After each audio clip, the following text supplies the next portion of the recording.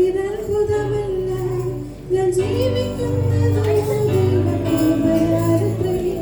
വാണിരുന്നതും ഞാൻ രോഗിയായിട്ടും എന്നെ തേടി വന്ന നിന്റെ സ്നേഹമോർക്കുമ്പോൾ അത്ഭുതമല്ല ഇതത്ഭുതമല്ല ഞാൻ ജീവിക്കുന്നതോ ദൈവകൃപയാലത്രേ. ഞാൻ പാപിയായിട്ടും ഞാൻ രോഗിയായിട്ടും